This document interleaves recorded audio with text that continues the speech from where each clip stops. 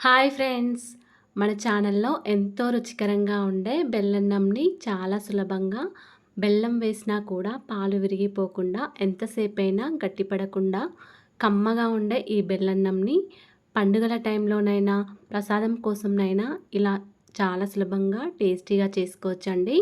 అందులోనూ ఈ పల్లీలు, నువ్వుల పొడి వేస్తే మరింత రుచిగా ఉంటుంది.